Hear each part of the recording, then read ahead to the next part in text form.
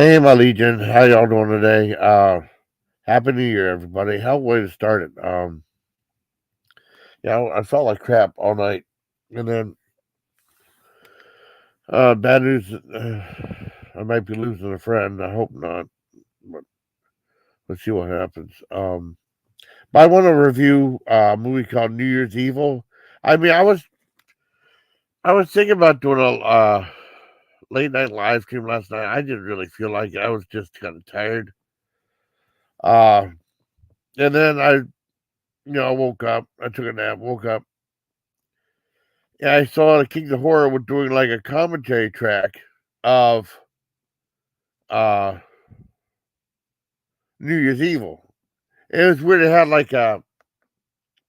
was like I guess if you play the movie along, and it had like I think of the picture of the movie plus a timer, right?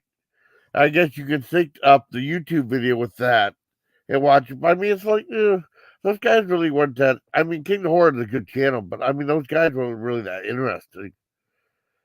And I mean, it's like because it was New Year's Eve was a 1980 movie with starring Ross Kelly who played Pinky Tuscadero, right?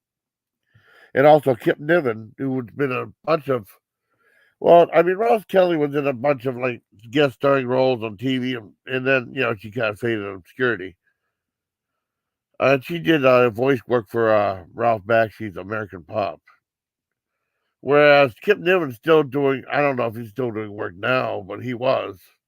And he's been in a lot of movies like Magnum Force and stuff like that. And also, he played Vera's boyfriend in Alice, the big movie buff. And I remember seeing this on Elvira back in. Well, okay, what I forgot about this too. They were saying it's made by Canon, and it's one of the earlier movies made by Canon before they had like a really huge success because they made like smaller movies for like the drive-ins and stuff like that before like jumping into like stuff with Chuck Norris and the action film, Chuck Norris, John Claude Van Damme, and stuff like that. And they were saying like, "This is me, my kid. I didn't think they made horror movies." Like, oh my god, I thought you were king of horror. You didn't know the stuff they did in the '70s. They made a whole bunch of movies. Most were on most were on Elvira, right? Movies like The Godsend, Blood on Satan's Claw, Alien Contamination, which really got me in my first real gore flick I saw. One of my favorite Italian horror films, well, horror sci-fi. They did Life Force. They did Texas Chainsaw Massacre too. They didn't know that, and that was like blazingly on the front with their newer logo. And this had their old logo. It had a Canon, and this had their old logo in this one. And they did Doctor Jekyll, Mister Hype. They had a whole bunch of movies. I never knew they did Crucible Blood though. That's a real old one. And I should know because it was on Elvira. A lot of times the Elvira stuff is canon. They did Silent Night, Deadly Night, very good movie. That's a Christmas movie they don't play. That can be played here too. No, not Silent. No, Silent Night, Bloody Night. Not Silent Night, Deadly Night was about to kill a Santa Claus from TriStar. Silent Night, Bloody Night. That's my mistake. Anyways, she had a movie called New Year's Evil on it. We had Pete Tuscadero, Russ Kelly. And I felt bad for her because the character was so ingrained on the Paul Lynde show. Paul Lynde did a Halloween special, a notorious one. It's on YouTube, at least the last time I looked. I reviewed that too, way, way, way back. And her character, he called her, instead of saying Ross Kelly, he called her Ross Piggy Tuscadero Kelly, so people knew who she was, which is it's kind of messed up in a way. Yeah. Oh, she'll just do the theater. No, don't matter. Um, when people, that's okay. I lost my train of thought.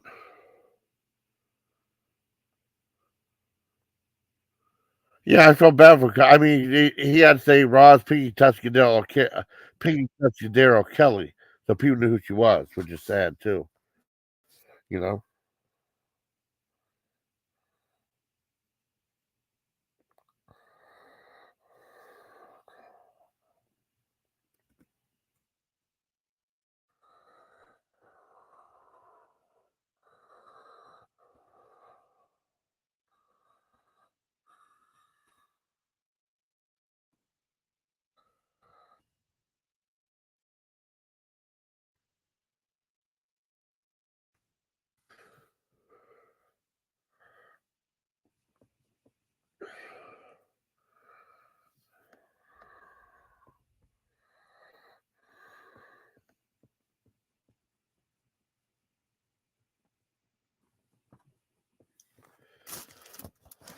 Oh man, my sister just contacted me. Hold on, I got mute real quick.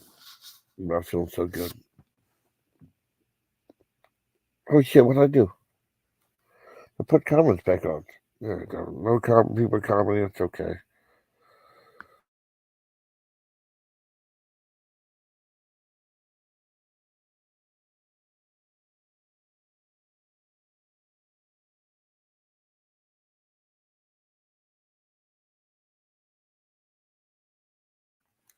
Anyway, they got distracted. They did that before in the movie called Jaws of Death, which was the very first Jaws ripoff. I mean, it was before Orca came out. It came out real soon after Jaws. It even had Jaws in the title, and then they, I think for TV, they retitled it Mako Jaws of Death, even though there's no Mako sharks in the movie. They had a guy who played Odd Job in it, and I can't remember his name, but it said his name, Odd Job, in the last name. So, I mean, feel kind of bad because you say the guy's name thinking that people will recognize him, and then you're not sure that they'll recognize him, so they have to put his, what he's famous for in the middle, They're like Piggy Tuscadero. And she did some other work too, besides that. But I guess she did something that she said she had a fight with the people there, and she wasn't on very long. And then I don't know the whole story. And then they didn't go into detail about her being the people from Happy Days being upset with her. Anyways, this revolves around Ross Kelly having this kind of like Dick Clark Rock and New Year's Eve thing. It was like they had a bunch of punk and new wave bands on there, and they had like these 4 phone lines, right? And the people would call in usually, and I mean, it had a great soundtrack to it too. Yeah, punk new wave soundtrack, and also here's a little fun fact too. There's a bunch of like punk rockers and stuff like that. A couple of cars driving, and they're all like going real nuts and stuff, spitting on people, giving fingers. It was all during the opening credits, right? And there's a teenage girl, probably like 20 or something like that. That was Terry Copley, who went on to be on a show called We Got It Made, which lasted about like one season. I mean, and then she wanted to do a little bit of TV after that. That was it. Little fun fact right there. And it revolves around, she has this Roz Kelly has this like a Rock New Year's Eve show, and this one's going to take place across all 4 time zones. And they have a thing where you can call in, and all of a sudden this guy said, "Hello, Kelly. This is Eva," and he had a voice change, and it was Kip Niven, right? And I mean, they don't, and it's not a spoiler that the guy who the guy is, because you see his face right away. He wears a mask at the very end, but I mean that's just for show. And he's like, "Call me Eva." And said, "What's going on?" "I'm going to commit murder at midnight." And he had like this voice changer.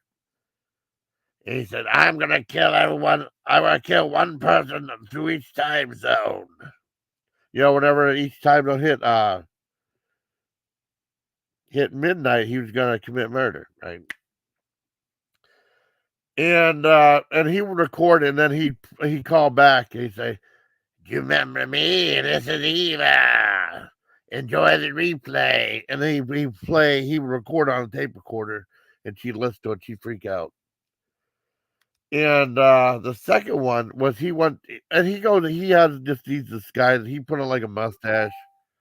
Wait a second.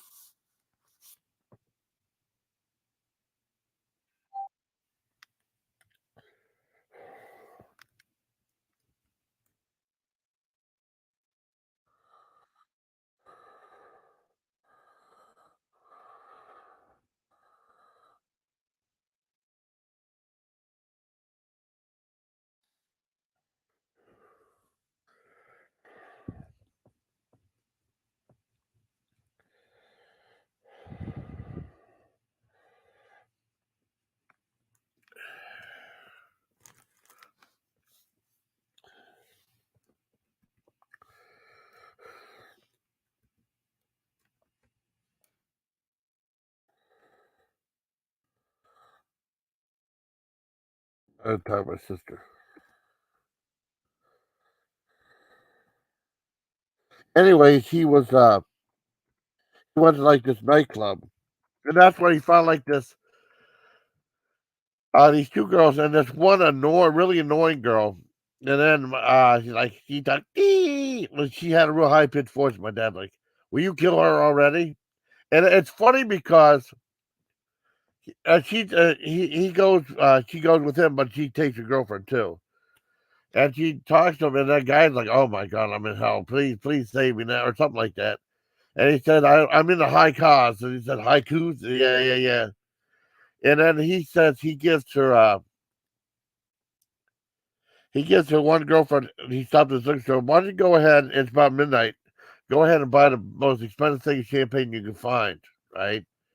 And then whenever she's gone. He says, "You want to do a little weed or something like that?" He takes a big bag of weed and he suffocates her with it, right? And I mean, the whole time she would really had a really annoying voice. My dad's like, "We've killed her already." I remember watching with him, and that was always really funny. Anyways, a whole bunch of stuff happens, and then you find out who the guy is. I mean, you know who he is, but you don't know the relationship and stuff like that. And there's a great conclusion on an elevator. And the stunt work was really good. Like they had the elevator. Basically, the thing was he had the elevator go up. Well, he disabled. He had the elevator go up somewhat. He chained her up there, so the elevator would go all the way up with her chained at the bottom, and then go all the way down. And he said, "Hope you have a nice day. Get smashed or something. Happy New Year. Say get smashed or something like that." And it's a really it's a 80s slasher film. It's not some of the slasher films are really cheap looking, right? This I don't think this was. Um, I don't think this was a cheapie. I don't know you spend money. It was very competently done. I on King of Horror they gave it like they gave it a what is it, 6 out of 10 or something like that. I think it's a 10 out of 10. I think New Year's Eve was a great movie. It was a lot of fun. I really enjoyed it. Uh yeah, I don't have no one here. That's all right. I'm just doing a live movie review for New Year's. Um so like I said before in the other video, I wanted to apologize to Spoof and stuff like that. Hopefully things will be back to normal. Uh I'm not feeling too hot.